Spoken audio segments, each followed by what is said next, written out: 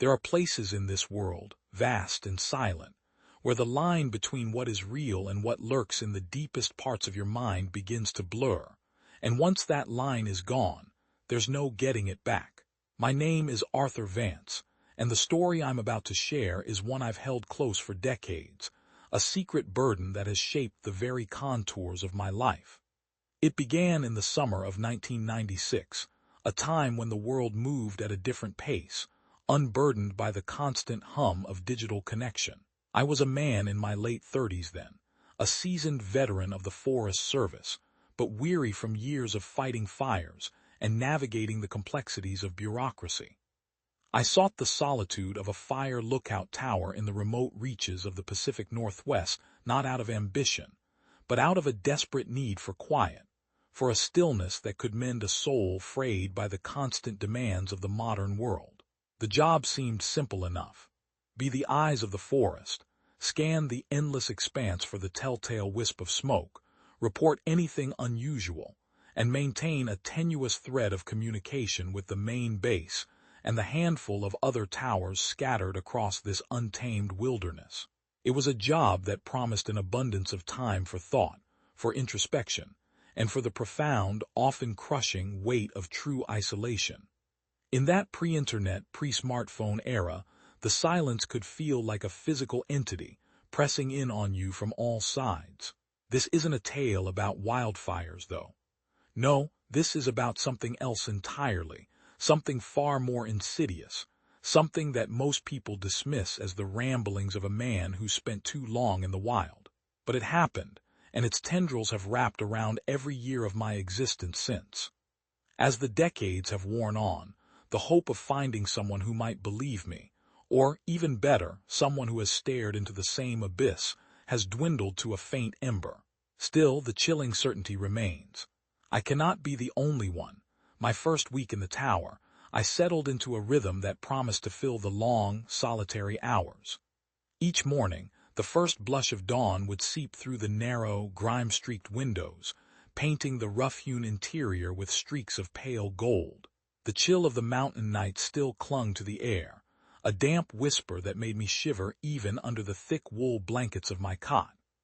I'd drag myself from the protesting springs of the old metal frame, which groaned under my weight like an ancient sentinel disturbed from its slumber.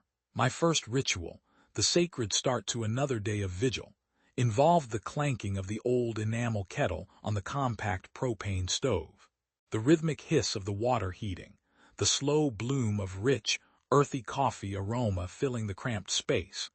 These were the small anchors that tethered me to normalcy in a world that was otherwise boundless forest and sky. I'd cradle the steaming mug, the warmth seeping into my chilled hands, before beginning the short, familiar climb up the ladder to the observation deck. Each rung was worn smooth by countless hands over the decades, a silent testament to the long line of solitary watchers who had preceded me. From the observation deck, the view was both breathtaking and humbling. The forest stretched out in all directions, an expansive, undulating sea of ancient trees that seemed to ripple endlessly towards a horizon that perpetually receded. My primary duty was to scan this vastness for any nascent signs of smoke or the angry orange flicker of fire, a responsibility I carried with a sober weight. A small, innocent spark could, in the right conditions, transform into a ravenous inferno, consuming everything in its path. It was a heavy burden, but one I had willingly accepted, finding a strange peace in its stark simplicity.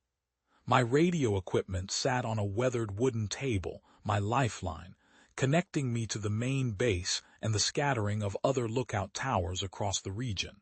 Each morning and evening, like clockwork, I'd make my routine report, a brief exchange of vital statistics and the assurance that all was calm. But on this particular morning, the familiar rhythm was abruptly shattered. After completing my initial sweep of the forest, my gaze snagged on something that didn't belong. At the far edge of the tree line, well beyond any known hiking trails or logging roads, stood shadowy figures. They were just there, still, motionless. Their forms were indistinct, like blots of deeper shadow against the already dim forest, A prickle of unease traced its way up my spine. My pulse quickened, a frantic drumbeat against my ribs. This was not something covered in the training manuals. The binoculars felt suddenly heavy in my hands, their lenses framing a reality that felt acutely heightened, unnervingly surreal. My grip tightened around the radio microphone, my thumb hovering over the transmit button as I prepared to relay what I was witnessing. Doubt, a thin, cold current snaked through me. Was it a trick of the light? The oppressive solitude finally gnawing at the edges of my sanity. I lowered the binoculars for a moment, squeezed my eyes shut, then lifted them again. No, they were still there. Their presence undeniably, chillingly real. The radio crackled to life as I pressed the button to speak, my voice, I noted, carrying a tremor of urgency it had never held before. Up until this point, my days in the lookout tower had been an unbroken canvas of peace, disturbed only by the occasional wisp of smoke or the infrequent report of a lost hiker. But now these figures, whatever they were, injected a stark, unsettling layer of tension and unpredictability into my carefully cultivated isolation. I found myself grappling with questions I hadn't even known how to form. Was I truly alone out here? What were these figures? And why were they standing, seemingly watching at the edge of my forest? Chief Miller, this is Arthur Vance at Tower 6. Do you copy? The radio hissed with static before Chief Miller's familiar, gravelly voice cut through. This is Base. Go ahead, Tower 6. Chief, I'm seeing some figures at the edge of the forest, standing still, not animals. They look human, or humanoid at least. Over. There was a brief, almost imperceptible pause on the line, then Chief Miller's response, laced with a familiar, weary dismissiveness. Arthur, you're probably just seeing some wildlife or shadows playing tricks on you. It's common out there. Don't worry about it. Over. His dismissal was clear, unequivocal, but when I looked again, the figures remained. Are you sure, Chief? These look different. They're definitely not animals. Over. Chief Miller's voice held a hint of irritation this time. Arthur, it's your first week out in true isolation. You're not used to the deep woods yet. Things can look mighty strange when you're out there alone for days. Keep your focus on spotting fires. Over. The conversation ended abruptly. I lowered the radio, the cold plastic a grim reminder of my isolation. Despite Chief Miller's curt dismissal, I couldn't shake the unnerving conviction that what I was seeing was real. I meticulously noted the time and precise location of the sighting in my logbook, just in case. I tried to return to my prescribed duties, but my focus had fractured. My gaze kept drifting towards the edge of the forest, half expecting, half dreading, the figures to have moved closer. I decided to busy myself with mundane maintenance tasks, a futile attempt to wrench my mind from the unsettling images. I swept the grit from the floor, cleaned the windows until they gleamed, and even reorganized the small pantry, arranging the canned goods by type and expiration date. As I sorted the cans, I also took a detailed inventory of my supplies. Water bottles, batteries, first aid items, each counted, each quantity recorded.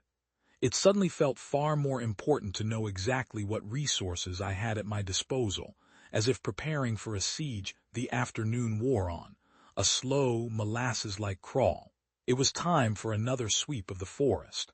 I picked up my binoculars, hesitating for a long moment before raising them to my eyes.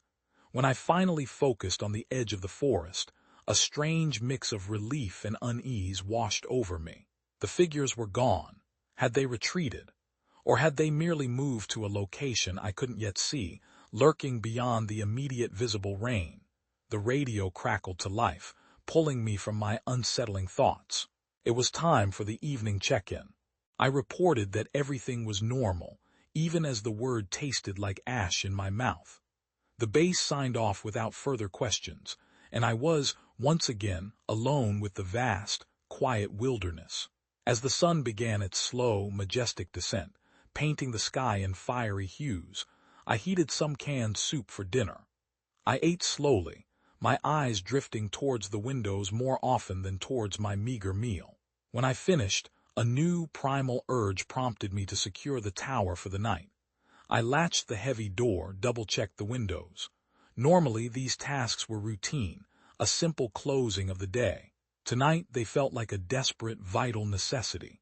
I tried to settle in with a book, an old paperback I'd brought for the long nights, but the words swam on the page, failing to register.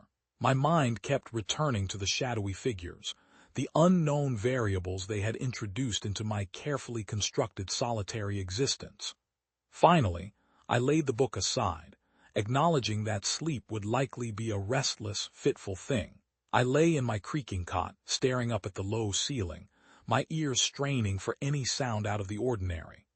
Every groan of the tower's wooden frame, every rustle of the wind through the pines outside, seemed amplified, distorted, morphing into a symphony of unseen movement. The next day began as usual, though with a distinct undercurrent of apprehension. I woke, made my coffee, and climbed to the observation deck. The forest today felt even more boundless, more imposing, perhaps because of the fresh weight of worry I still carried from yesterday's strange sighting. I grabbed my binoculars and began my routine scan. The morning light, usually so comforting, now seemed to dissect the forest, casting stark patterns of light and shadow on the ground below. And then there they were again. This time they were closer, significantly closer, standing within a small clearing, no more than 200 yards from the base of the tower. As I focused my binoculars, I could make out more details, yet the details only deepened the unsettling mystery. They appeared humanoid, yes, but their forms were obscured, covered in what looked like dark, tattered clothing, or perhaps an extension of the pervasive shadow itself. Their features were blurred, indistinct, as if constantly shifting like the static on an old, untuned television screen. There was a profound distortion about them, a visual dissonance that made it difficult, almost painful, for my eyes to lock onto any specific feature. It was as if my gaze slid off them, unable to properly resolve their forms. Gathering my thoughts, I reached for the radio microphone. My fingers trembled slightly as I pressed the transmit button. "Tower 4, this is Tower 6. Do you copy?"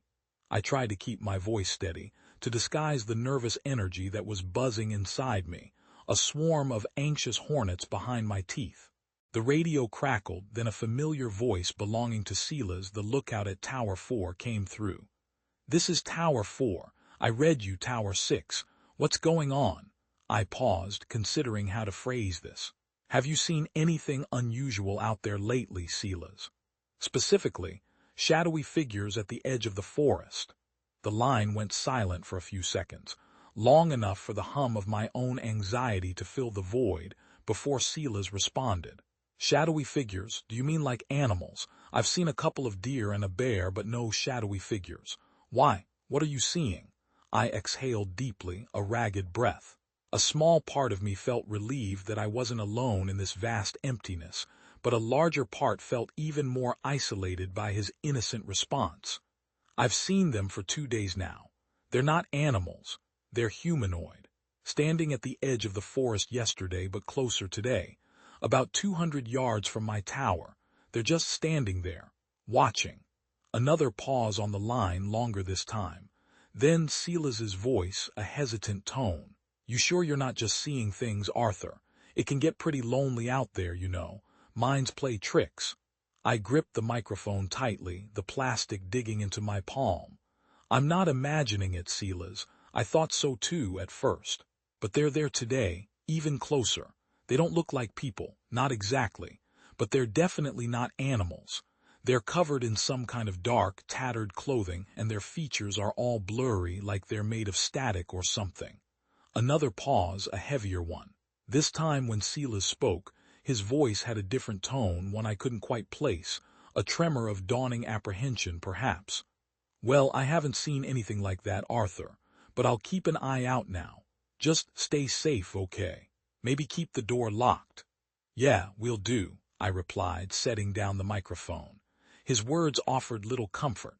In fact, they somehow made me feel even more profoundly alone, the weight of what I was experiencing settling heavier on my shoulders, a cold, leaden cloak.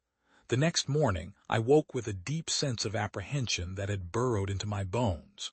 The conversations, the unsettling sights of the past few days, refused to be shaken from my mind. After brewing my coffee, the aroma offering scant comfort, I climbed up to the observation deck, almost reluctant to pick up the binoculars. When I finally did, my hands were trembling slightly. I immediately looked toward the small clearing where the figures had been yesterday, 200 yards away. My eyes scanned the area, but there was nothing. For a fleeting moment, relief, sweet and profound, washed over me. But then a sudden, chilling realization gripped me. I hadn't checked the other areas, the ones closer to the tower. My hands moved almost involuntarily, steering the binoculars to scan the surrounding terrain. And there they were. The shadowy figures had moved again. Now, they were just 100 yards away, closer to one of the faint footpaths that led directly toward the tower, half hidden by the trees but undeniably nearer. My heart raced, a frantic hummingbird trapped in my chest, as I fumbled for the radio microphone. My fingers pressed the button more hastily than before. Tower 4, this is Tower 6. Do you copy? There was an urgency in my voice that I couldn't suppress, a raw edge of fear. Tower 6, this is Tower 4. What's the situation? Silas's voice crackled through the speaker, concern evident now. They've moved again. Closer this time. Just 100 yards away. And near one of the footpaths, I said, trying and failing to keep my voice steady. There was a pause, and the tone that came back was serious, tinged with genuine worry. Are you sure it's them, Arthur, and not some hikers or hunters? I'm sure, I replied, the conviction a cold knot in my stomach. These aren't people, at least not any kind of people I recognize. They're closer and it feels deliberate. All right, keep your eyes peeled and stay inside after dark. Lock up and keep a weapon close if you have one, Silas advised, his voice grave. Will do, I responded, placing the microphone back on its holder. As I looked out over the forest, the shadowy figures seemed to blend in and out of the trees, their forms flickering at the edge of my perception. The gnawing curiosity and profound unease were eating away at me. Just sitting up here, looking through binoculars, no longer seemed enough. I needed to be more proactive, to try and make sense of what I was seeing. I grabbed the topographic map of the forest area, stashed in one of the drawers. It was meticulously detailed, showing elevation, trails, water bodies, and other landmarks. Using a red marker, I started placing X's on the map, each one representing the approximate location where I'd spotted the figures. As I stepped back to get a better view, I hoped that a pattern would emerge, something that would give me a clue as to what these figures might be. Were they following a trail? Were they near water sources? Close to an old, abandoned campsite, perhaps? My eyes darted from one red X to another, but no pattern was evident. The X's were random, chaotic, yet undeniably moving in a single, terrifying direction. Closer to me each night, the figures drew unsettlingly closer to my tower. I knew then, with a chilling certainty, that I couldn't handle this on my own any longer. Feeling desperate for some sort of validation, or at least a shred of advice, I grabbed my radio and tuned in to Tower 3, where my colleague Lena worked. Lena, this is Arthur from Tower 6. Have you ever witnessed anything strange out there? I mean shadowy figures that seem to be coming closer to the tower each day. There was a pause, a few seconds of silence that felt like an eternity before Lena finally replied. Arthur, no, I've never seen anything like that. It sounds creepy. Are you sure it's not just the loneliness playing tricks on your mind? Have you been getting enough sleep out there? I gripped the radio tighter, frustration warring with a strange, fleeting relief at just talking to another human voice. Lena, I know what I saw. I'm not making this up. There's something out there, and whatever it is, it's getting nearer to my tower every single day. I have no idea what to make of it. Just as I heard Lena key up her radio to respond, the connection died. The radio went dead, absolutely silent. It was as if the very sound had been sucked into a void, leaving behind an eerie stillness. No static, no interference, just a profound, oppressive quiet. My heart skipped a beat, then began to pound. Hastily, I tapped the microphone, twisted the frequency dial back and forth, and even gave the radio a couple of frustrated smacks, hoping to jolt it back to life. Nothing. It remained stubbornly, chillingly silent. The silence loomed large, feeling almost like a physical presence in the small, cramped room. The dead radio intensified my isolation tenfold. It was like being cut off from the entire world by an invisible hand, left to fend for myself against an inexplicable phenomenon that was slowly, inexorably, encroaching upon me. Now, I was truly alone. With the radio dead, I couldn't warn anyone, couldn't ask for help. Night descended on the forest, and the darkness felt more oppressive than ever before. I could sense the weight of the evening settling around me, a thick, smothering blanket tightening with each passing minute. Gripping my binoculars, my hands clammy, I hesitantly scanned the forest below, almost afraid of what I might see. The sinking feeling in my stomach turned into a cold, hard pit of dread as I found what I was looking for. The figures, they weren't just closer. They were almost right underneath me, nearly at the very base of my tower. A shiver, icy and sharp, crawled up my spine, raising the hairs on the back of my neck. The gravity of the situation hit me with the force of a physical blow as I placed the binoculars back on the table. This was no longer a distant curiosity, no vague threat lurking at the edge of perception. They were here, almost within arm's reach of my supposed sanctuary in the sky. I was faced with the unsettling reality that my tower, the place I thought was a lookout and a refuge, might actually be a trap. I started to feel cornered, my options dwindling with terrifying speed as the figures drew nearer. Whatever they were, whatever they wanted, the risk was now immediate, terrifyingly real. I rushed to take stock of what meager defenses I possessed. A flashlight with dimming batteries, a basic, wall-mounted fire extinguisher, and a flare gun with a single, precious flare. No real weapons, nothing that could be considered reliable for self-defense against whatever this was. My eyes darted around the small space, assessing the furniture, the sturdy wooden chair, the heavy table, the shelves laden with canned goods. In a burst of anxious energy, fueled by pure panic, I began to move them, dragging them in front of the entrance, barricading myself as best as I could. It was a feeble barrier, I knew, but it was all I had.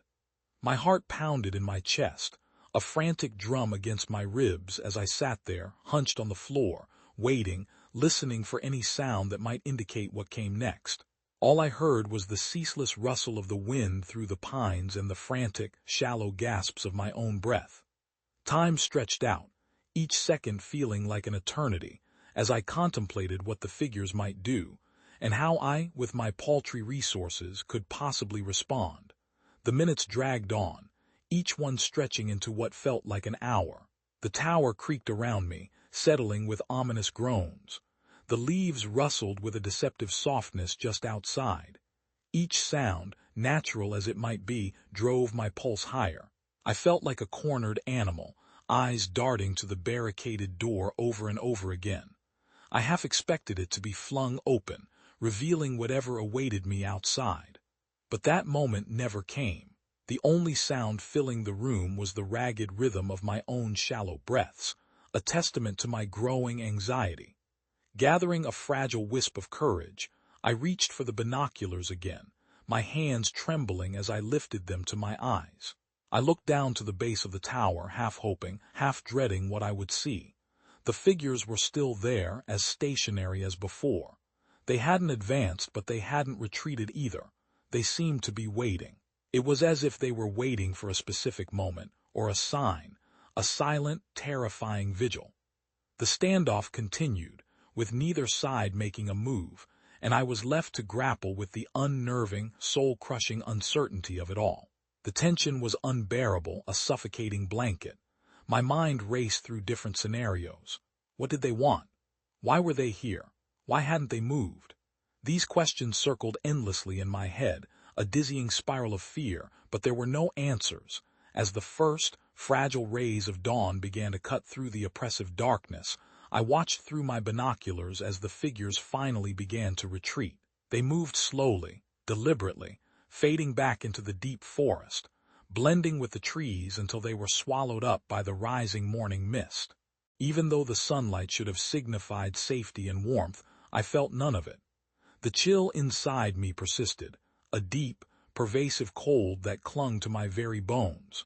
I sat back in my chair, trying to collect my thoughts but finding it a futile effort. My mind was a whirlpool of questions that looped back on themselves, offering no escape or answers.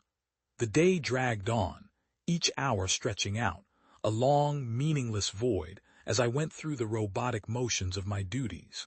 I maintained the tower, swept the floors, ate canned food. But it all felt hollow, almost meaningless in the face of the profound uncertainty that awaited me with the coming night. Several times I picked up the radio, tinkering with it in a futile attempt to coax it back to life, but it remained stubbornly silent. The absence of human contact, even just a disembodied voice over the static, felt like a gaping hole in my reality, amplifying my already acute sense of isolation. As the afternoon waned, I found myself glancing more frequently at the descending sun. The bright sky gradually darkened, bleeding into hues of orange and purple, casting long, skeletal shadows that stretched across the forest floor. The beauty of the sunset was utterly lost on me today. Instead, its fading light served only as a stark, relentless reminder that another night was fast approaching. Another night with the figures. Another night of not knowing what would happen when the world outside my tower plunged into darkness. I felt a knot tighten in my stomach, a cold, hard stone of dread, as the sun finally dipped below the horizon, surrendering the world to the impending night. The night sky was darker than usual, like a blanket of oppressive darkness had been thrown over the entire forest. There was no moon tonight, and the stars were hiding, making everything look like a vast, unfathomable void. My eyes, now accustomed to the gloom, adjusted just enough to faintly discern the figures at the base of the tower. They were circling, a slow, methodical movement, staying just out of the range of clear vision. Close enough to make out their indistinct forms, but far enough to keep me guessing, to keep the fear alive. My hand instinctively rested on the flare gun, a cold, smooth weight next to me on the table. Thoughts rushed through my mind, each one grappling with the same agonizing dilemma. Should I fire the flare gun? Would it drive them away, a momentary reprieve? Or would it simply provoke something I was utterly unprepared to handle? Suddenly, my ears picked up a noise that cut through the background sounds of the forest, distinct and horrifyingly clear. It was coming from directly below at the base of the tower. This wasn't just the wind or some animal passing through. It was a consistent scratching noise, methodical, intentional. My heart felt like it was about to burst from my chest, a frantic percussion against my ribs. Whatever was making that sound was not just wandering around. It was actively trying to ascend the tower. The realization filled me with a sickening mixture of raw fear and desperate urgency. Reacting more out of primal instinct than reasoned thought, I stood up abruptly, the flare gun clenched in my trembling hand. I took a deep, shuddering breath to steady myself, aimed the gun skyward, and pulled the trigger. The flare soared high, a brilliant, red comet cutting through the oppressive darkness. For a brief, terrifying moment, the forest below was illuminated in an eerie, blood-red glow, like a scene from some apocalyptic landscape. As the flare ascended, the scratching sound stopped. The figures, bathed in the lurid red light, recoiled, melting back into the darkness beyond the trees. For a split second, the world was silent, save for the faint hiss of the flare as it reached the peak of its ascent. It was a momentary victory, a fragile reprieve, but even as the flare began its descent, illuminating a smaller and smaller portion of the forest, the true weight of my decision began to sink in. Had I just warded off danger, or had I simply escalated a situation I couldn't fully understand? I was left with an uneasy, deeply unsettling feeling, standing in the diminishing red glow of the descending flare, pondering the chilling implications of my desperate choice. Then I noticed it. The flare's fiery tail, still burning fiercely, ignited a cluster of dry leaves on the ground. My heart sank, a leaden plummet, as I saw a small, orange flame begin to spread, licking greedily at the tinder-dry forest floor. I snapped into action, my mind a sudden, frantic whirl of adrenaline-fueled clarity. Grabbing the fire extinguisher mounted on the wall, its cold metal a shocking contrast to my clammy hands, I rushed down the ladder. My hands worked almost on autopilot to remove the flimsy barricades I had set up at the entrance, ignoring the insistent voice in my head that screamed warnings of the dangers outside.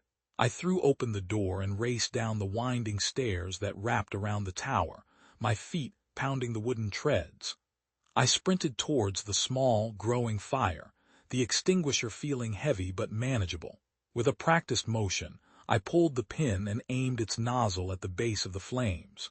With a squeeze of the trigger, the extinguisher discharged a cloud of white foam, enveloping the fire. It sputtered, crackled, then died, replaced by a thick cloud of acrid smoke that slowly began to disperse into the cool night air. As the smoke cleared, the gravity of what I'd just done settled in with a profound, terrifying force. I had extinguished the fire, yes, but in doing so, I had stepped out of the tenuous safety of the tower, making myself vulnerable. My eyes darted around the forest, straining to pierce the darkness, scanning for any sign of the shadowy figures. Nothing. They were gone as if swallowed up by the night itself. While this sudden absence should have brought relief, it did not. Instead, it intensified the knot of dread in my stomach. Where had they gone? Why hadn't they seized the opportunity to approach me when I was most exposed, most vulnerable? Their disappearance, rather than reassuring me, raised even more unsettling, horrifying questions. Clutching the now empty fire extinguisher, its weight suddenly meaningless, I hurried back to the tower. Every sound, every snapping twig, every rustling leaf, made me jump, my nerves frayed to a breaking point. I locked the heavy door behind me, quickly restoring the barricade with shaky hands. The flare gun lay where I'd left it, and I gripped it tightly, its cold, hard form offering scant comfort. Looking out through the window, the figures were still nowhere to be seen, but that didn't alleviate the crushing weight of unease that had settled over me. They were out there. I knew they were. I sat there, flare gun in hand, pondering these troubling thoughts, the silence of the night feeling heavier, more charged than ever before. After what felt like an eternity, perhaps a couple of hours, the sun began its slow ascent, casting its golden light over the trees and filling the sky with gentle shades of orange and pink. Just as the dawn broke, a faint, almost imperceptible crackle came from the radio. Then a voice, startlingly clear, burst through the static. "Tower 6, this is base. Do you copy?" "I copy," I responded, clutching the radio microphone as if it were my only lifeline to sanity. "You won't believe what happened here last night.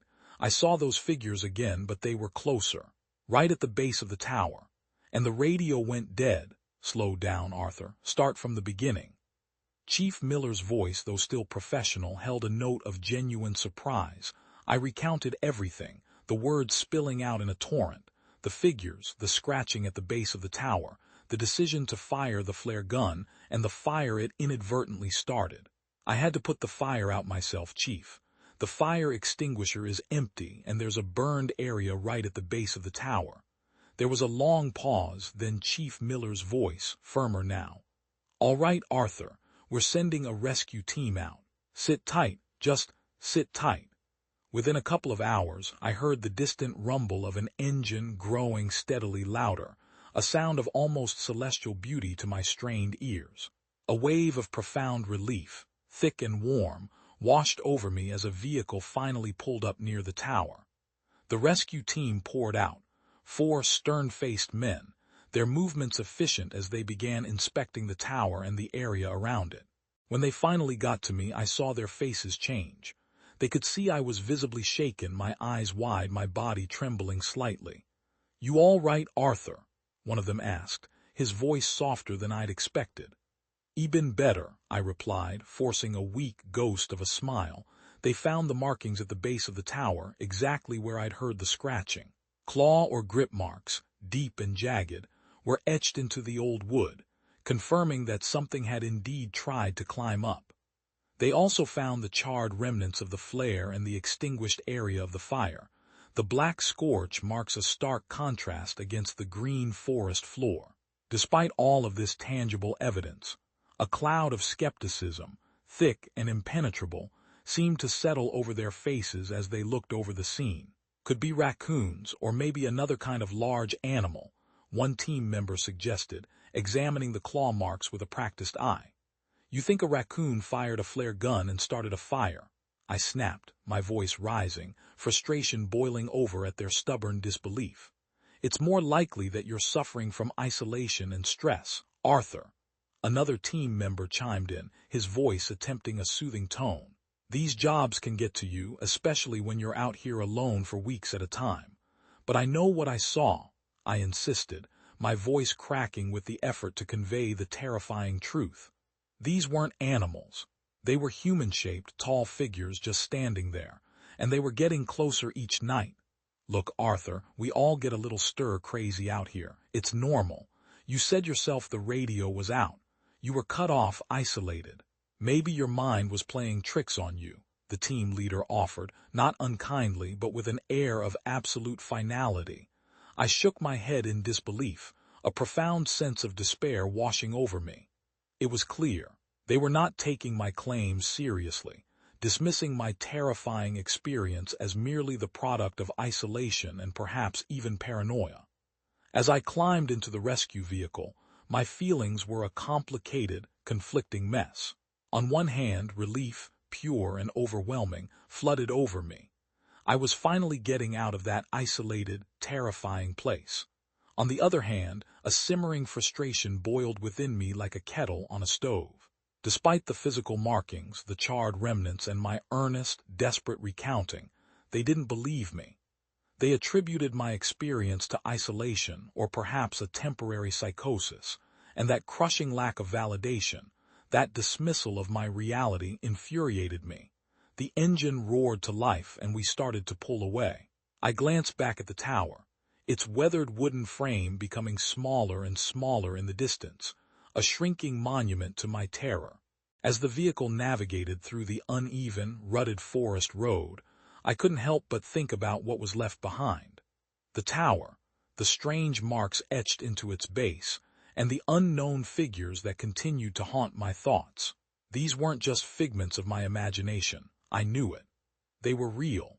My mind kept replaying the events, an endless, tormenting loop, and I couldn't escape the nagging thought that perhaps the forest harbored something that it shouldn't, something inexplicable and unnerving that defied all logic and human understanding. That feeling, that cold, pervasive dread, stuck with me, clinging like a shroud. As we continued to drive away, years have passed since that summer, decades almost, but the memory of those unexplained figures still haunts me, a phantom limb of fear that aches with constant presence. After much internal debate, countless sleepless nights spent wrestling with the ghosts of the past, I finally decided it was time to revisit the tower once more.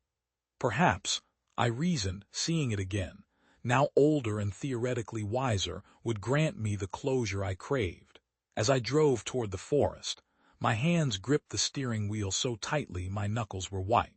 I parked my old truck at the edge of the tree line and took a deep, fortifying breath, steeling myself before I started the familiar hike, a path now overgrown and indistinct, leading to the forgotten sentinel of my nightmare. Reaching the base of the tower, it appeared almost exactly as I remembered it, a weathered, skeletal structure against the verdant backdrop of the forest. The only difference was the dense, grasping vines that crawled relentlessly up its sides, a silent testament to years of disuse. No one had occupied this tower in decades. The Forest Service had long since moved on to more modern, less isolated methods of fire detection. I placed my hand on the rough wooden railing of the external staircase and began ascending. The steps creaked under my weight, a familiar, mournful sound that instantly transported me back in time. I could feel the years of disuse in the worn wood, the air thick with dust and lingering, intangible memories. As I climbed higher, each laborious step an echo of the past, I remembered the countless times I'd made this same journey, always with a sense of duty, but never, not once, with the bone-deep apprehension that now gripped me. Reaching the landing just before the top, I paused for a moment. This was it, the last few steps that led directly to the observation room, the heart of my torment. Taking a deep breath to steady my racing pulse, I climbed the remaining stairs and found myself standing directly in front of the closed door. Its paint was peeling in brittle flakes, and the metal handle was tarnished with decades of neglect, but it was just as I remembered it. My hand hesitated over the doorknob, hovering for what felt like an eternity.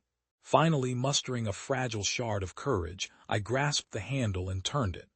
The door groaned open, a drawn-out, protesting shriek of rusted hinges, revealing the room beyond.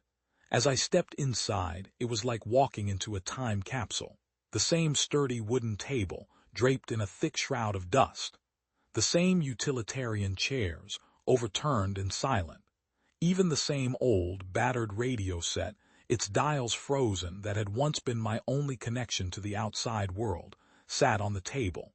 A thick layer of dust, almost a velvet blanket, covered everything, giving the room an air of profound abandonment, of suspended time. But despite the dust, despite the decay, it felt like coming back to an old, painful chapter of my life, one that I had closed but never truly forgotten. I walked over to the window, my binoculars still clutched in my hand, and looked out, bracing myself for what I might see, or perhaps what I expected to see. But for now, the forest below was calm, almost unnervingly serene. It offered no answers, only a placid reflection of the mysteries I had lived through. My gaze scanned over the exact area where I had most often seen those elusive figures decades ago. Nothing unusual caught my eye, just the typical, endless sea of green treetops. I was about to turn away, a sigh of resignation escaping my lips, when in the corner of my eye I caught a flicker of movement. Dark shapes lurking in the very depths of the forest, almost absorbed by the shadows. My heart leaped into my throat, a frantic drum against my ribs, and I quickly turned the binoculars toward where I thought I'd seen them. But there was nothing there now. I scanned the area intensely, meticulously, but found nothing out of the ordinary. Did I really see them? Or was my mind, after all these years, finally playing tricks on me?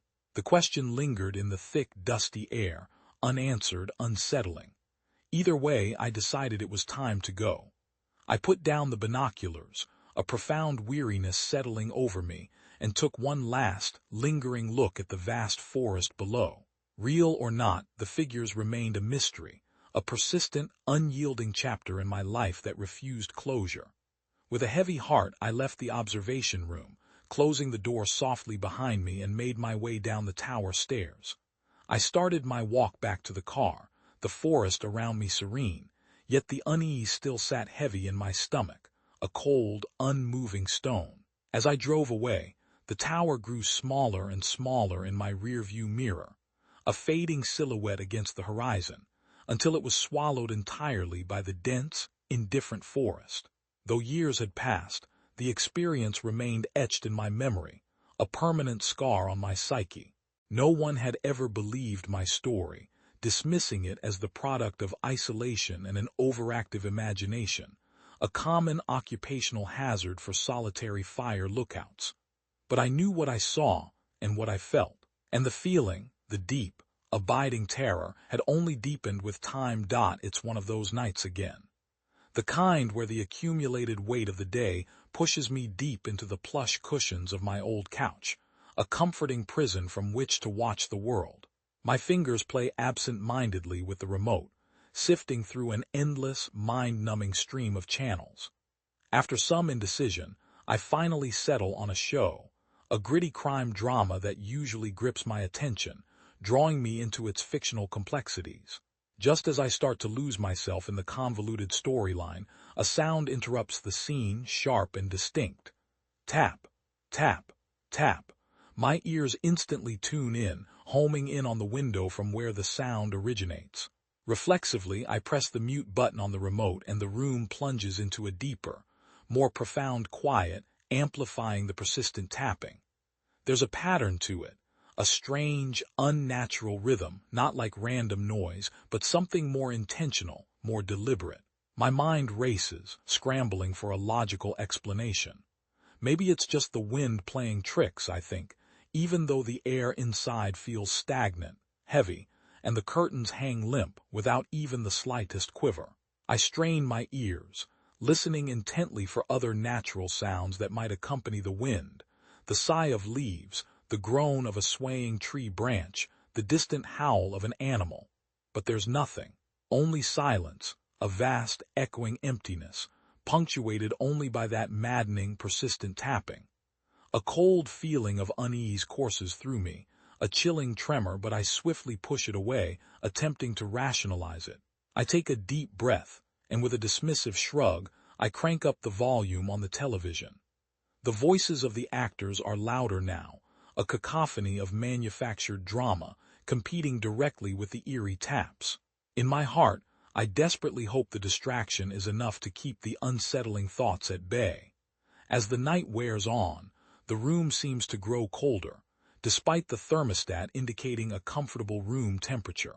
The artificial light from the television begins to feel less inviting, its bluish hue making the shadows in the corners appear longer, more pronounced, almost predatory. Every time I think the tapping has finally ceased, it returns, sometimes louder, sometimes softer, but always persistent. My attempts to focus on the TV show are constantly disrupted, my attention darting wildly between the unfolding drama on screen and the incessant, unsettling noise from the window. Anxiety bubbles within me, a frantic, churning wave, making me fidget with the remote and adjust my seating position over and over again. I pull a throw blanket from the back of the couch, wrapping it tightly around myself, more for psychological comfort than for physical warmth. Time passes in this state of heightened alertness, my internal clock sensing the night deepening, even though the room remains bathed in the TV's glow. The taps become more sporadic, their unpredictability further feeding my profound unease. In a sudden bout of courage, or perhaps sheer exasperation, I finally decide to face the noise head-on. I stride over to the window and pull back the curtains with a swift, decisive motion. The outside is pitch black, an inky void, with only the faint outline of trees and distant houses visible under the dim, struggling streetlights. But there's no obvious source for the tapping. Nothing. Convinced then that it must just be my mind playing tricks on me, or perhaps some nocturnal bird or insect drawn to the window, I decide it's time to retreat to the familiar comfort of my bedroom. The idea of a soft bed and the perceived safety of closed doors is too inviting to resist. After turning off the TV, the room is plunged into complete darkness, with only the occasional, muffled tap serving as a chilling reminder of the evening's mystery. I make my way to the bedroom, my footsteps unnaturally loud in the silence, deliberately avoiding looking back at the window. Once inside, I quickly lock the door, a habit I never felt the need for until tonight. Nestling under the covers, the familiar scent of my sheets, of home, somehow calms my racing mind. Despite the oddities of the evening, sleep slowly begins to claim me.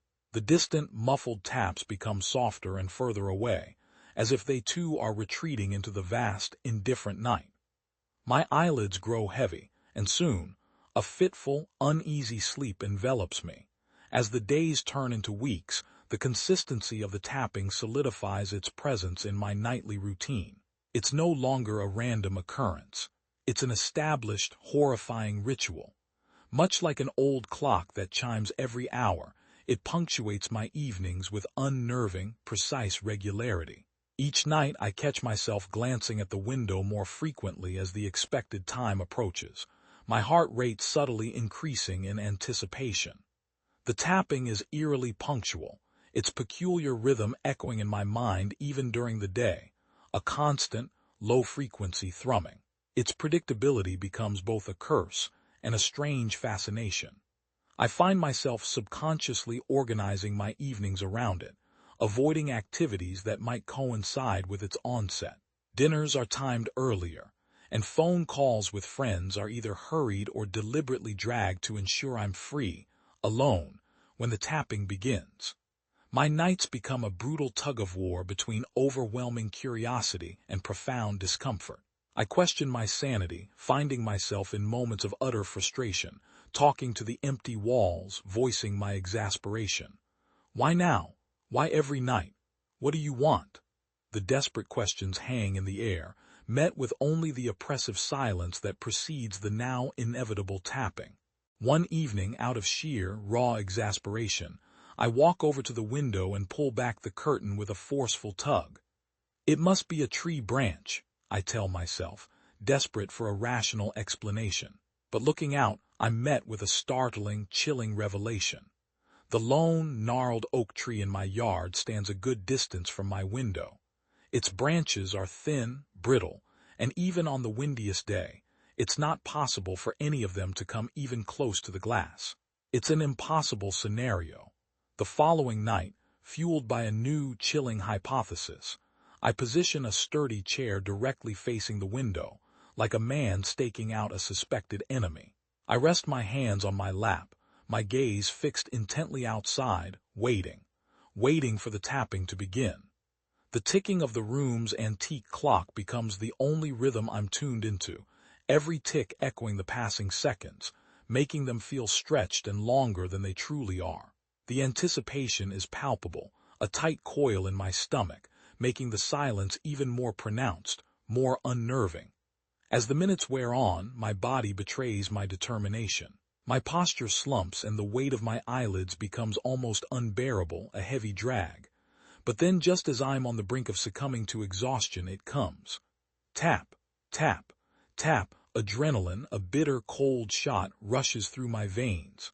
Swiftly, I part the curtains, my eyes darting in all directions, scanning every inch of the backyard, desperate to catch a glimpse of whatever or whoever is behind the noise.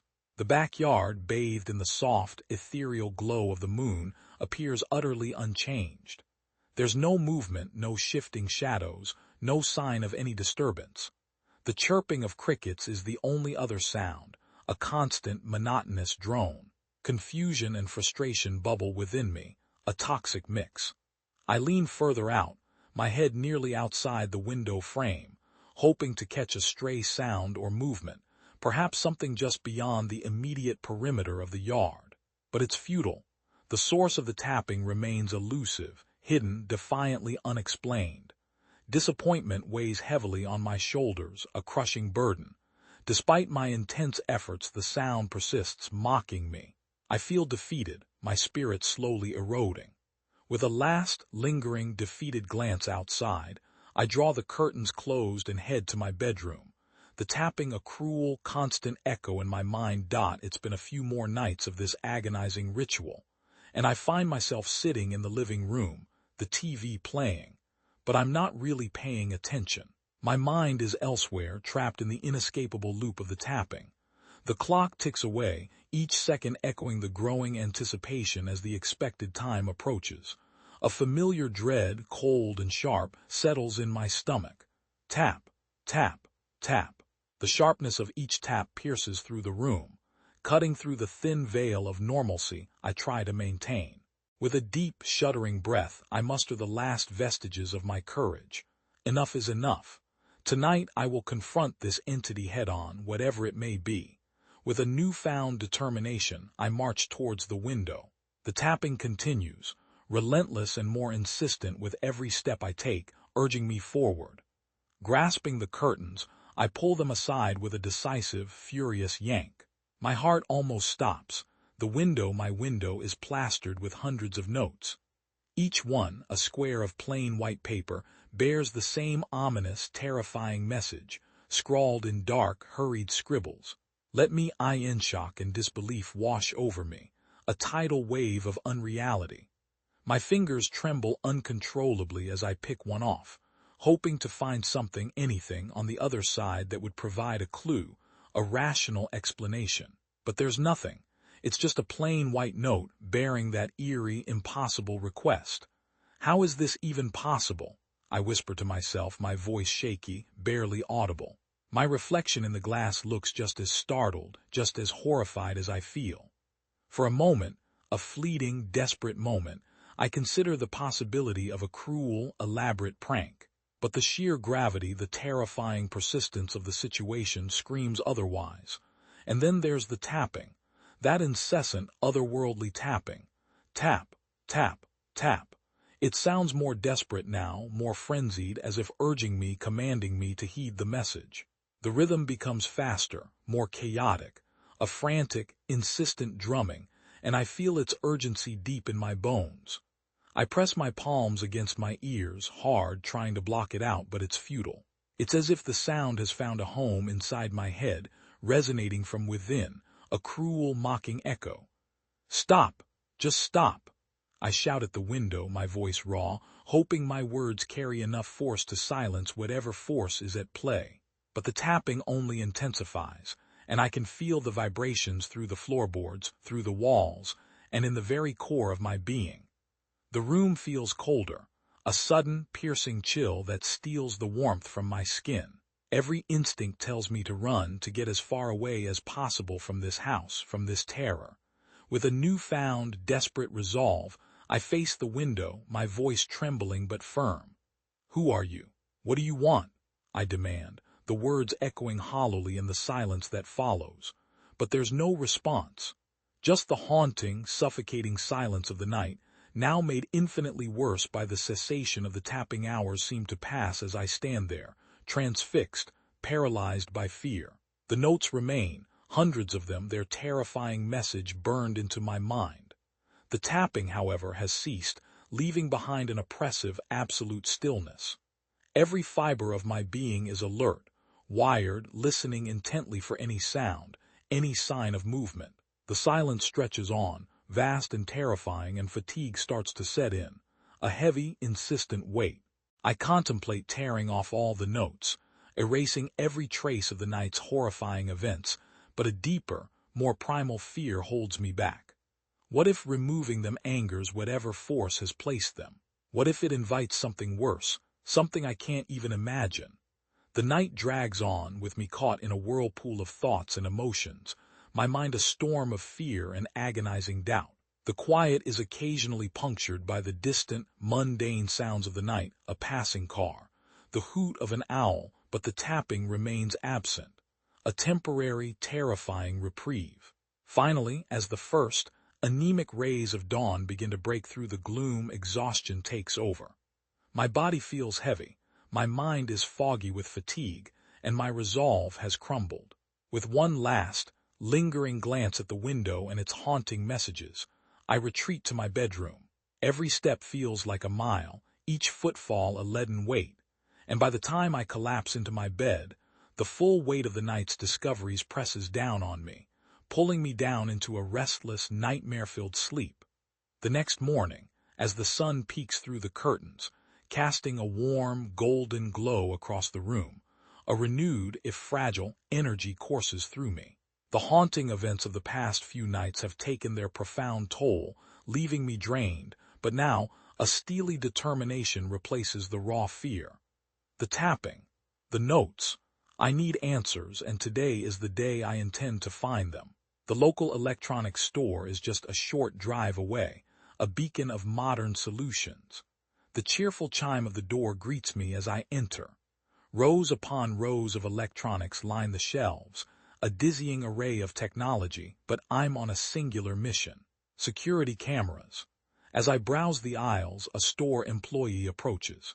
He's a young man, probably in his early 20s, with bright, eager eyes and an earnest, helpful expression. "Can I help you find something?" he asks, clearly eager to assist. "I'm looking for outdoor security cameras," I reply, my tone more decisive than I truly feel. He nods, leading me to a section filled with various security devices, sleek boxes promising vigilance. As I pick up a set of cameras, examining them carefully, he tilts his head and gives me a curious, almost playful look. "Expecting some late-night visitors?" he asks. For a moment I'm caught off guard, the terrifying memories of the previous nights flooding back, a cold tide. But I push them aside, offering a tight-lipped, strained smile. "You could say that," I respond, attempting to sound casual, dismissive. He chuckles, a light, innocent sound. "Well, these cameras should do the trick. They have night vision and motion detection, state-of-the-art stuff." I nod, appreciating the assurance, even if it's just sales talk. "Thanks, I'll take them." As I head to the checkout counter, the weight of the boxed cameras in my hands is oddly comforting. It's a tangible step, a concrete action towards solving the impossible mystery that's consumed my nights, a promise of light in the darkness. But deep down, a nagging feeling remains, a cold sliver of dread. What if these cameras capture something far beyond what I'm prepared to see? Arriving back home, the mid-morning sun casts a warm, inviting glow that somehow seems utterly at odds with the eerie, chilling occurrences of the past few nights. I unbox the cameras with hurried precision, laying out all the components on my living room floor, a scattered array of wires and lenses. The instruction manual lays out a straightforward setup process, and I find myself thankfully grasping at the simplicity of it, a tether to the mundane. I inspect each camera carefully, familiarizing myself with their features before deciding on the best, most strategic spots to install them. First, I mount one directly above the window where the tapping originates. This location, I rationalize, should offer a broad, unobstructed view of the area, capturing anything or anyone approaching the glass. Another camera goes on the adjacent wall, providing a crucial side angle that would catch any movements missed by the first. A third camera is placed at a lower angle, focusing directly on the window pane itself, the very spot where the ominous notes had appeared. With the locations decided, I grab a ladder from the garage and set to work. Each installation is meticulous, painstaking, ensuring that the cameras are secured firmly and angled correctly, their plastic eyes staring out into the unsuspecting world. Every so often, I check the live feed on my laptop, adjusting the cameras slightly for the best possible view, a constant dance of precision and anxious anticipation. After what feels like hours, the setup is complete. I step back to admire my handiwork, the cameras now standing guard, silent sentinels, ready to record the nightly visitors' every move. As I retreat indoors, the house feels different, charged. I can't shake off a growing sense of foreboding, a deep, internal chill. Despite the bright sunlight streaming through the windows, the shadows in the corners seem to loom a bit larger, darker, with every passing hour. The sky outside gradually darkens, and night approaches once more, an inevitable, dreaded curtain drawing across the world. As the darkness deepens, my heart pounds with a frantic rhythm. I can't help but wonder, what will the night reveal? Will the cameras simply validate my terrifying experiences? Or will they unveil a reality far more terrifying than I can possibly imagine, a truth so chilling it might shatter my sanity entirely? Night envelopes the house, a suffocating blanket of darkness outside, seeming almost tangible as it presses against the windows.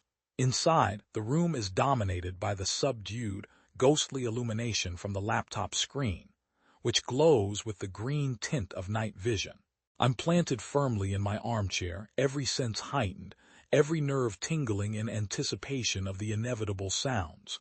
Tap, tap, tap. The sound reverberates through the silent room, echoing ominously, chillingly, as if taunting me. With bated breath and palpable anxiety, I cycle through the camera feeds, my eyes darting across every inch of the screen, dissecting the surroundings of the window.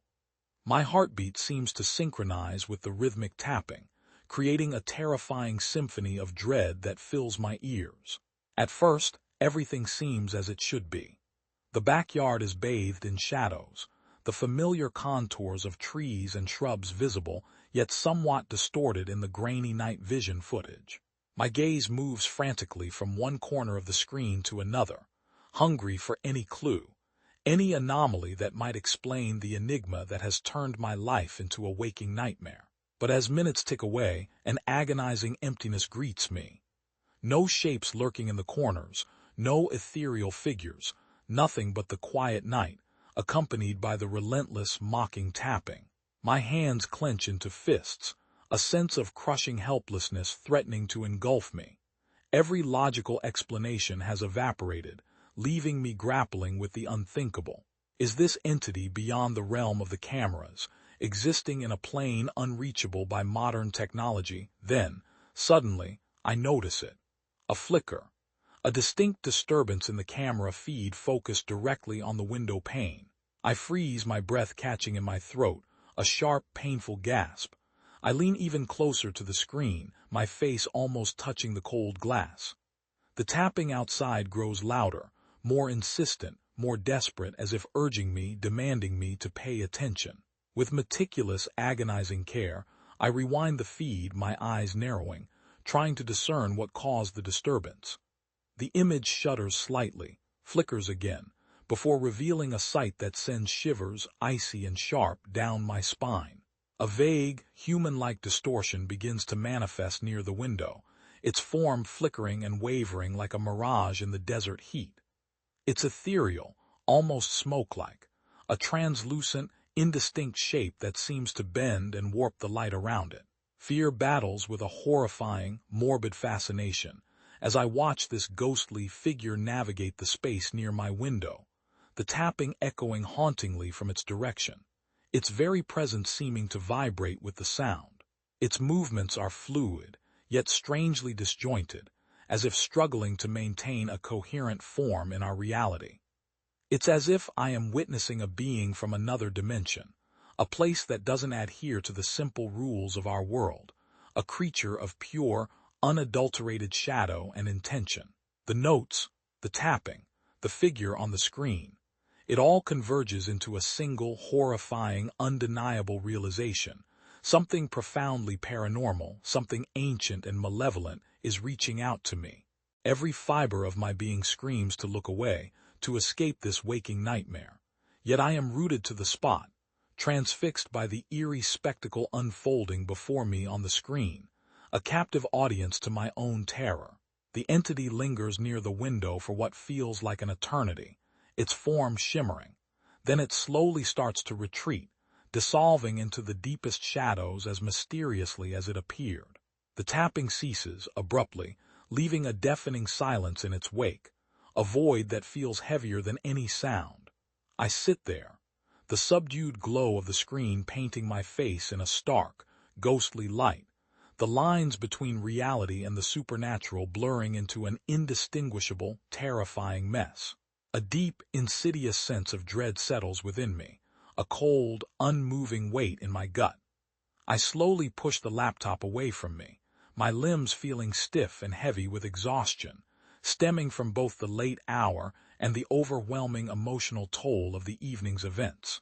I rise and make my way towards the bedroom, the soft padding of my footsteps on the wooden floor the only sound breaking the eerie, profound silence of the night. The bed looks inviting, the cool sheets promising an escape from the whirlwind of emotions that have consumed me. I sink into the mattress, pulling the covers up to my chin.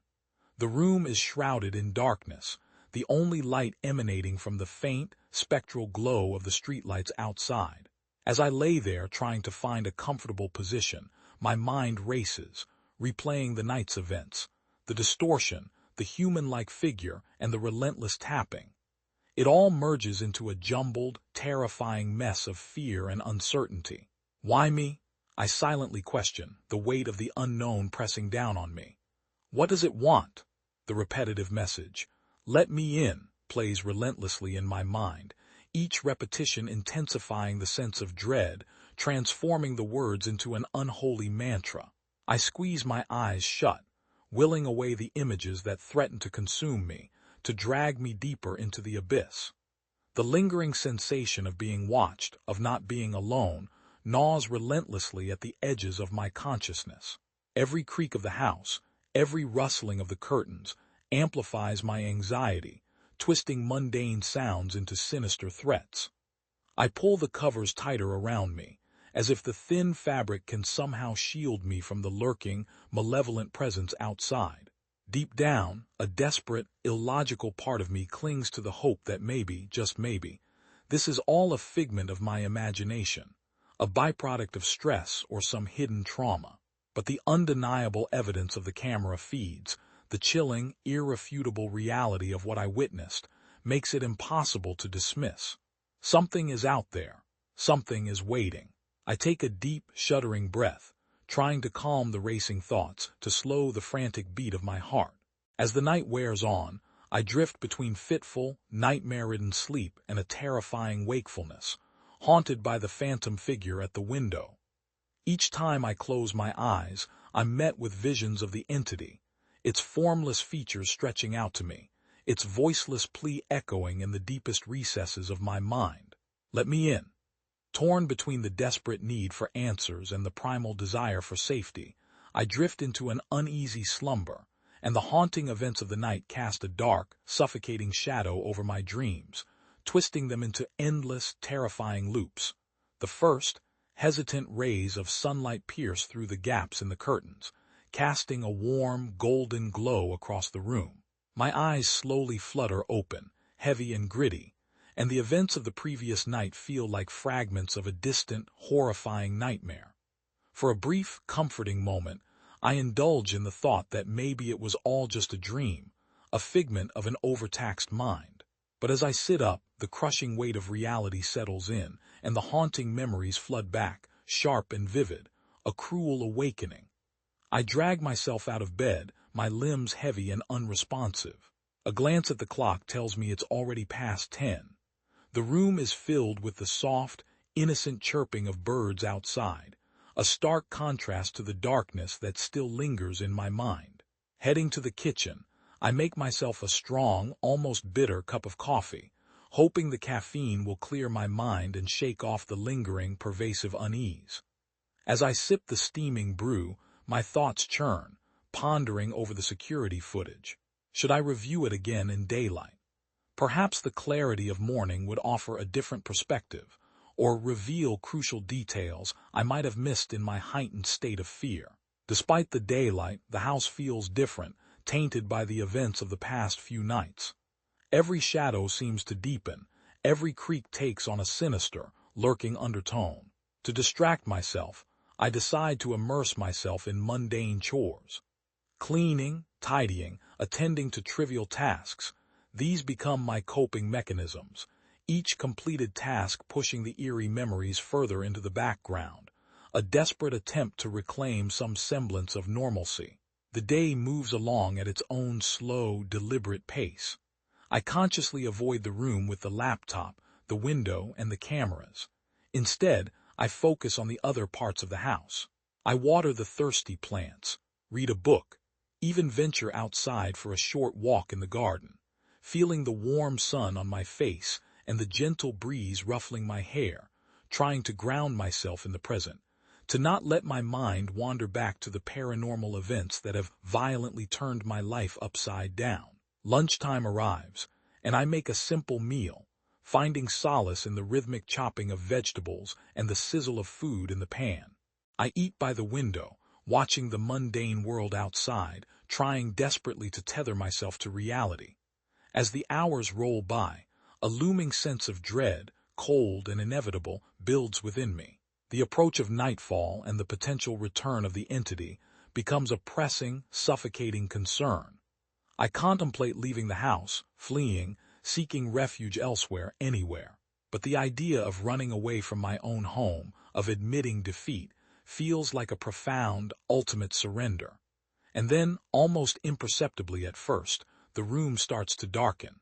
The golden hues of the afternoon slowly give way to the cooler, somber tones of evening. Shadows lengthen, stretching like grasping fingers across the forest floor outside, and the sounds of daytime begin to be replaced by the nocturnal chorus of crickets. I close my eyes and take a deep, shaky breath, mentally preparing myself for another night, another descent into the unknown. The evening sky darkens, bleeding into an inky blackness that casts a gloomy, oppressive ambience over my living room. I'm sitting in my favorite armchair, desperately trying to immerse myself in a book, but the suffocating atmosphere, the anticipation, makes it impossible to concentrate. I jump slightly every time the house creaks, every groan of the old timber, then I hear it. Tap, tap, tap. Each strike resonates louder, more insistent, cutting through the silence. My heart races, a frantic drum against my ribs. I decide with a sudden, desperate surge of defiance that enough is enough. Tonight I will confront this entity head-on, whatever it may be. With a grim determination, I march towards the window. The tapping continues, relentless and more insistent with every step I take, urging me forward, mocking my fear. Grasping the window handle, its cold metal biting into my palm, I brace myself for whatever awaits on the other side. With a swift, decisive motion, I fling it open. A gust of chilling, unearthly wind hits me immediately, sending profound shivers down my spine and rustling the pages of my neglected book. I look into the absolute darkness of the night, straining my eyes, searching for any sign of the elusive figure. But the yard is empty. No shadows, no smoky figure, nothing. Yet despite the absence of any visible presence, the atmosphere around me changes, becoming even more suffocating, denser, heavier, as if an invisible weight has pressed down on the air itself. Then, from seemingly nowhere, a soft, ethereal voice murmurs. A whisper cold as grave dust, yet undeniably audible. "Thank you." Every fiber of my being screams that something is horribly, irrevocably wrong. The very air in the room feels different now, thick, viscous, charged with an alien energy. My breathing becomes shallow, ragged, and my heart thuds loudly in my chest, a frantic drumbeat of terror. The realization dawns on me, cold and sharp as a surgeon's scalpel. I've done the one thing I shouldn't have. By opening the window, I've inadvertently given the entity the invitation it desperately sought. Inside, my own home, the surroundings now seem alien, twisted. The walls appear to close in on me, suffocating, and the shadows cast by the dim lighting grow darker, more menacing, morphing into indistinct, predatory shapes. A profound, oppressive tension fills the space. I can feel it, a cold, lingering presence just beyond the periphery of my vision. I muster the courage to speak, my voice a thin, shaky whisper, barely audible even to myself. "Who are you? What do you want?" There's a momentary silence, then the whisper returns, colder and more distant than before, yet somehow more resonant. "You let me in. I was trapped. Now I'm free." Chills, icy and sharp, run down my spine, a wave of profound dread. Trapped by what? Why were you tapping on my window? Another pause, as if the entity is weighing its words, considering how much to reveal. Then the chilling answer. "I was bound, unable to move on. Your window, it was a gateway. Every tap, every note was a plea for release." The dread intensifies, blossoming into pure, unadulterated terror. But why my window? Why me? The voice grows fainter, as if receding into an unfathomable distance, but the chilling undertone remains, a resonant hum in my very bones. "You noticed. You responded, most ignore. But you let me in." As the voice fades, an oppressive, absolute silence blankets the room. I stand frozen, utterly paralyzed, my mind racing, trying to process the horrifying, chilling revelation. The room grows colder, a pervasive, unearthly chill that seeps into my bones. Each creak of the floorboards, every rustle of the curtains, magnifies the feeling of profound unease. The room feels foreign now, alien. The shadows cast on the walls no longer seem innocent. They morph and move in the dim light, assuming ominous forms that play cruel tricks on my weary, terrified eyes. It seems like the very house is alive, breathing with an eerie, malevolent life of its own. I move away from the window, a crushing sense of defeat settling over me. My legs feel weak, rubbery. There is a profound weariness in my bones, a deep-seated exhaustion that goes beyond the physical. I retreat to my bedroom, but there is no escape, no break from the heavy, suffocating dread that envelops me. As I lay on my bed, The ticking of the clock on the wall is a cruel, relentless reminder of the passage of time, a constant, mocking metronome. The night stretches on, an endless void where minutes feel like hours, hours in the oppressive darkness. I hear sounds, soft, insidious whispers, distant, creeping footsteps, the faintest rustle of movement just at the edge of my hearing. Every fiber of my being is on high alert, my nerves frayed to their breaking point. Sleep seems an impossibility, a distant, forgotten luxury. Yet eventually it claims me, pulling me down into a restless, nightmare-filled slumber. I find myself in shadowy, twisting realms, pursued by faceless entities, a nightmarish landscape where fear is the only constant. I wake intermittently, jolted from the fearful dreamscape by the very noises that now occupy the real world. The whispers grow more insistent, more coherent, the footsteps closer, heavier, the presence more oppressive, more palpable. Yet I see nothing. No figure to confront, no entity to plead with. It feels like psychological warfare, a slow, deliberate erosion of my sanity. As the first, weak rays of morning light come through the curtains, piercing the gloom that hangs over the room like a physical shroud, I realize with a chilling certainty that the boundary between night and day, between dream and reality, is blurring, dissolving. The entity, whatever it is, has woven itself into the very fabric of my existence. Every evening is an exercise in endurance now, a testing ground where time stretches infinitely, warping the boundaries of day and night. My senses are heightened, painfully alert to every shadow, every sound that permeates the heavy silence. In the corners of my vision, shadowy figures lurk, ever-present yet elusive, their forms shifting and undulating like the waves of a restless, unseen sea. They are near, yet just out of reach, their intentions as obscure as their forms. The cold spots manifest suddenly, without warning, patches of freezing air that send violent shivers down my spine, stealing my breath. They roam freely now, these pockets of bone-numbing cold, drifting through the rooms with an eerie sense of purpose, seeking, perhaps, a warmth to consume, to extinguish. And then there are the whispers, soft yet constant. The whispers are a soundtrack to my nightmare, a pervasive chorus of disembodied voices that speak a single, unyielding phrase, a demand that echoes through the stillness, through the cold, through the darkness. Let me in. The whispers are relentless, a ceaseless torment. I cover my ears, pressing my hands hard against my temples, but it's a futile, pathetic attempt to block out the sound that seems to emanate from within, from the very fibers of my being, from the hollow spaces inside my skull. Let me in. There is no break, no escape from the demands that now dominate my entire existence. I feel trapped, caught in a monstrous web of fear and desperation. Let me in. The words are like a mantra, insidious, hypnotic. I can feel it, a creeping discomfort that worms its way into my mind, seeking to take root, to flourish in the fertile ground of my fear. I resist, summoning every ounce of willpower, every last shred of my frayed sanity, to fend off the invasive force that seeks entry, that desires control, that demands possession. But how long can I hold out against such relentless, pervasive pressure? The nights are long, endless voids, and the days are a blur of shadow and distorted light. I feel myself slipping, losing ground in this uneven, unwinnable battle against the darkness. As the hours drag on, a profound weariness settles over me. I find myself succumbing to exhaustion, physical and spiritual.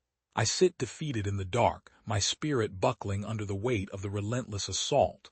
Let me in. The whispers surround me now, an ever-present reminder of the entity's desire, its insatiable hunger. I can feel it, a looming presence that hovers just beyond the reach of my senses, waiting for the moment of weakness, the instant of surrender. And as I sit there in the oppressive darkness, my consciousness fading, I realize that this is it, the end game.